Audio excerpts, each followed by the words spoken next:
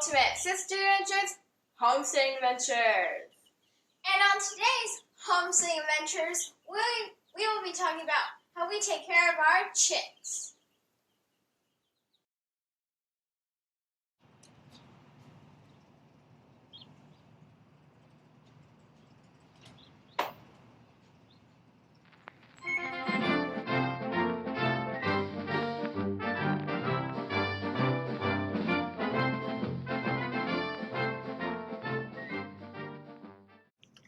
What you got there? Chicks. Baby chicks. Hear them.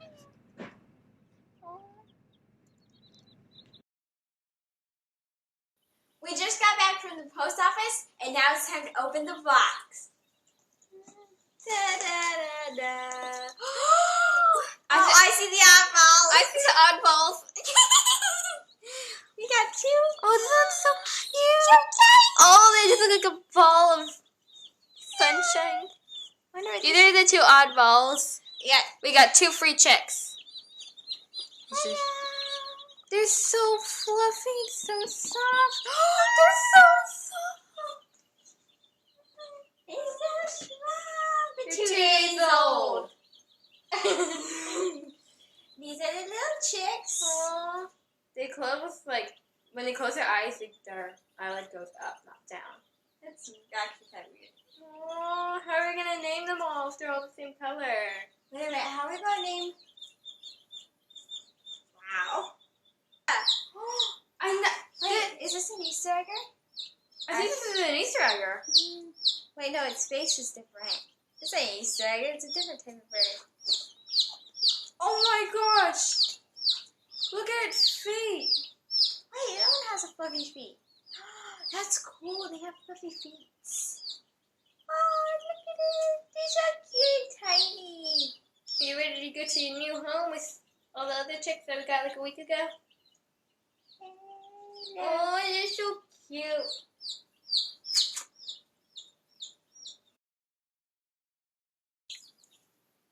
We got these chicks yesterday, and we got these chicks a week ago.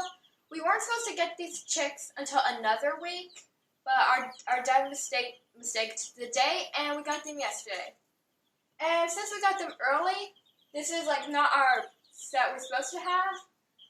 But since our father got it wrong, this is our temporary set. So yeah, and now we're going to talk about why they're not in the same bins.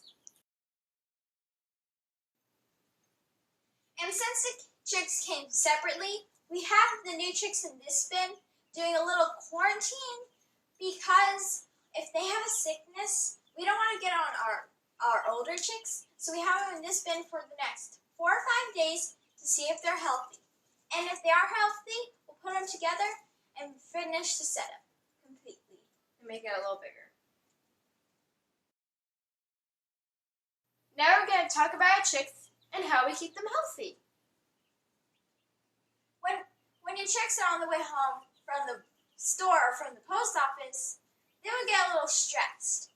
And that makes, so when they use the bathroom, it makes it a little liquidy. And it gets on their feathers and dries. And that's just called pasty bum. What we would do first is we take these ones and put them in this box. And then we take them out one at a time, checking their bums, and then the ones that have a clear vent, we would put them back in here, and the ones that have pasty bum, we put them back in the box. And we keep doing that until all we have is the ones with the pasty bum. Then we pick it up, and then we get a wet towel, a warm wet towel, and we just hold it there on their bum, and then we take it off and wipe it off. And when you hold it there, it softens it so that it's easy to take off, and then we put it back. Huh? I said wipe off. Yeah, you wipe it off, and then you put them back in the bucket, and you keep doing that. And then, when we're done, we go wash our hands, get those chicks, and put them in a separate box so we don't cross-contaminate, and then we do the same thing all over again. Now, that is where they use the bathroom and lay their eggs.